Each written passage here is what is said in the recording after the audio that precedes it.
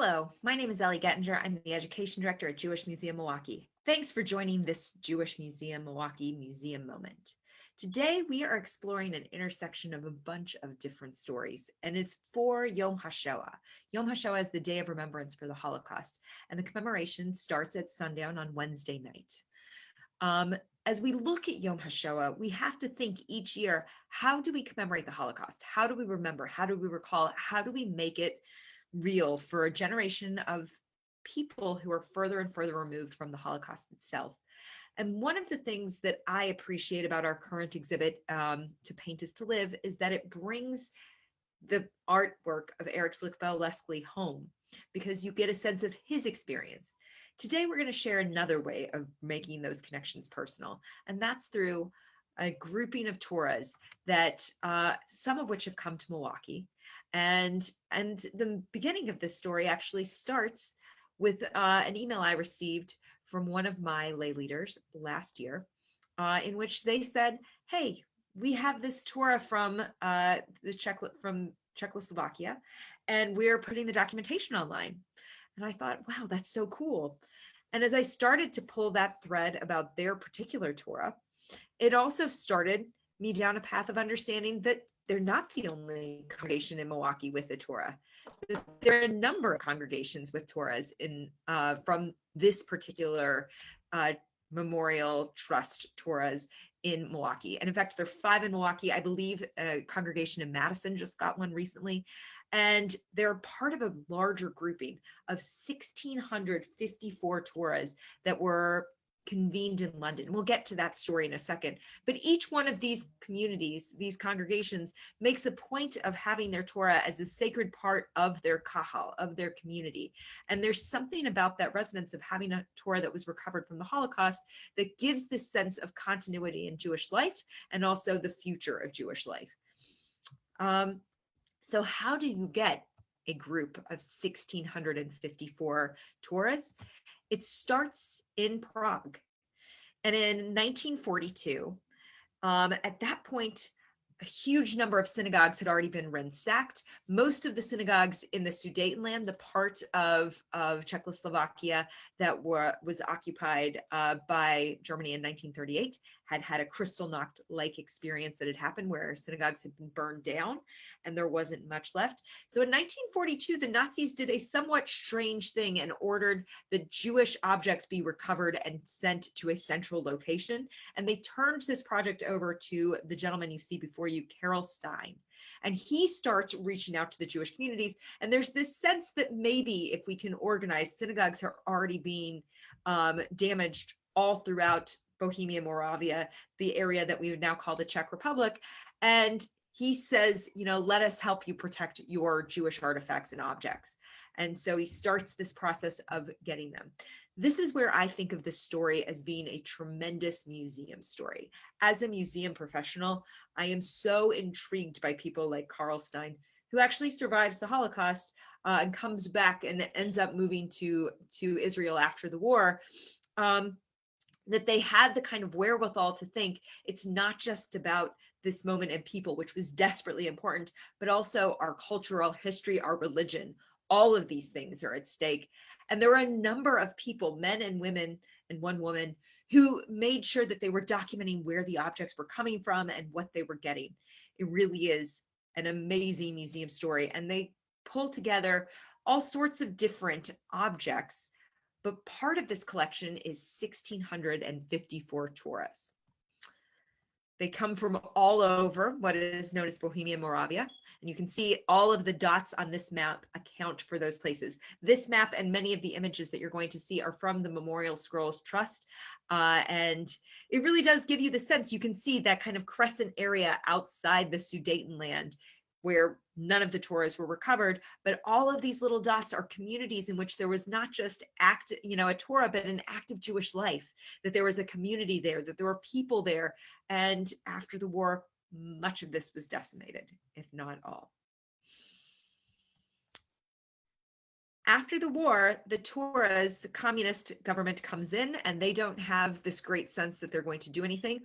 One of the misconceptions that often stands about this particular collection and all of the pieces that were sent to Prague was that it was supposed to be part of a museum of an extinct race. This has been debunked, but it was a large, exhibit that went through the country, I believe in the 1980s, that became very like a popularized myth. There was no there was no plan for what was going to happen with these pieces, but they were all collected. And I think on some part, the Nazis said, maybe they were going to loot the silver and gold pieces that were part of collections.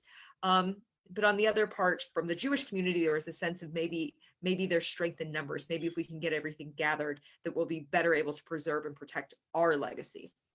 After the war, though, the Torahs are moved into this building. It's the Mikli Synagogue. It was in terrible disrepair. There were windows that were broken. There was a ceiling with a hole.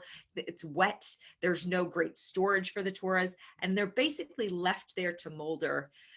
Despite the work of one of those early curators, Hannah Volkova, who had been working and ends up working with this collection throughout, that there's not this great movement in trying to figure out what to do with these pieces.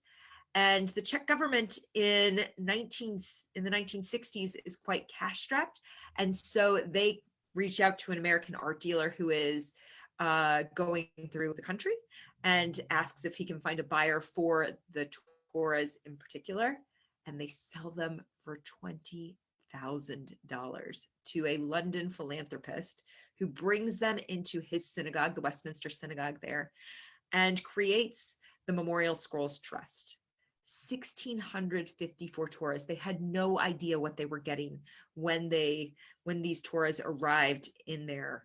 And they didn't know what sort of shape they would be in. And some of them were damaged. Some of them were burned. Some of them had actual blood on them.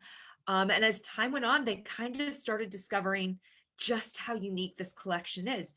The earliest, and this actually I think happened last year in January, the earliest piece that was documented is there is parchment from the 13th century as part of this collection. It is unbelievable, and it really reflects, broad communities from all over Bohemia and Moravia in this time.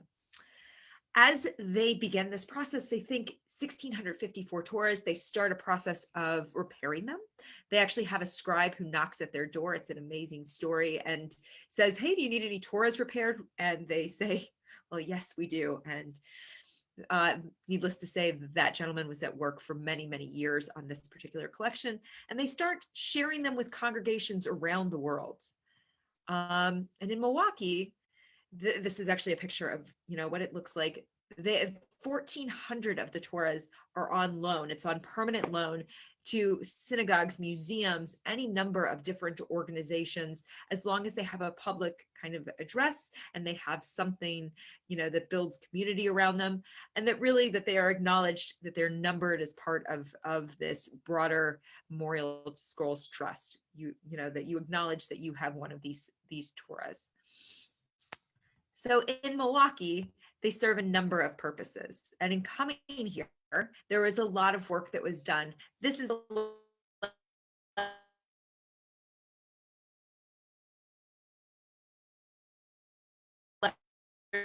from the longtime minister.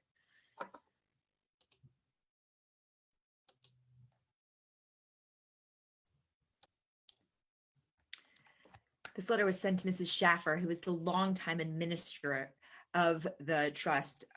And this is kind of a statement of what they're acknowledging. Where did this come from? And the trust kept huge amounts of records, binder upon binder, which has now been digitized, to acknowledge what information they had about each of the Torahs as they were given.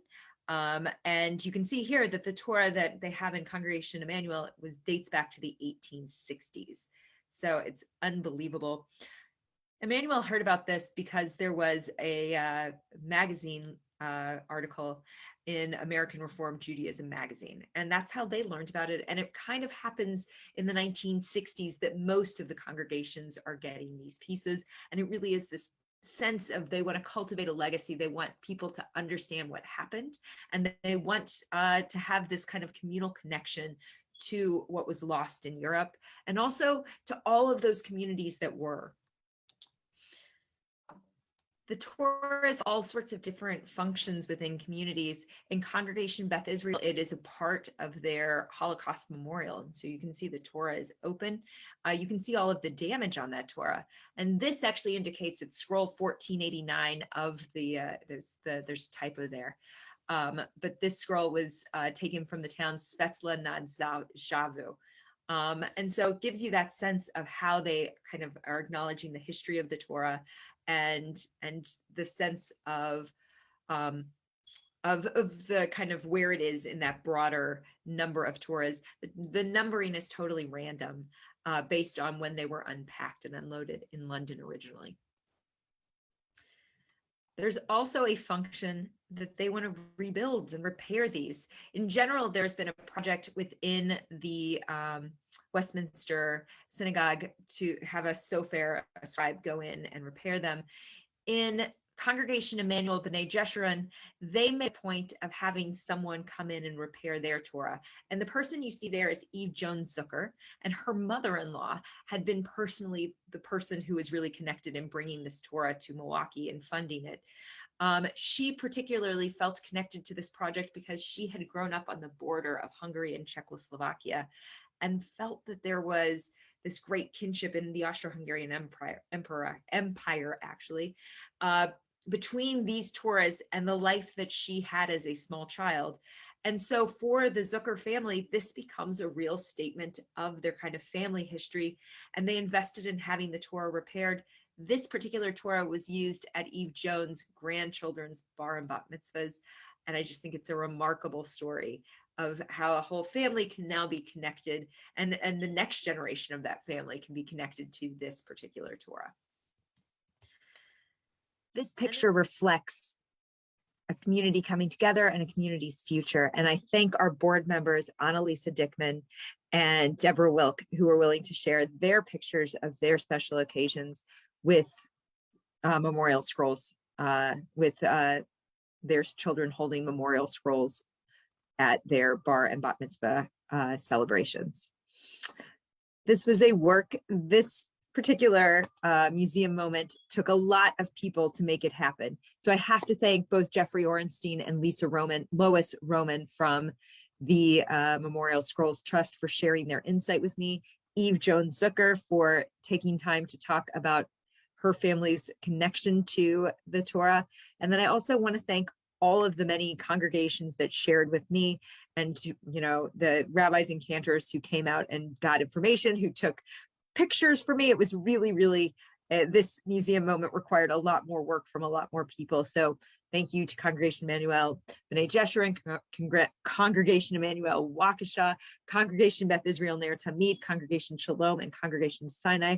As always, I appreciate Robin Cohen and her commitment to making these happen. So thanks for your support. And if you would like to make a donation or help out or see what's happening at Jewish Museum Milwaukee, go to jewishmuseummilwaukee.org. Thanks so much for joining us for this moment.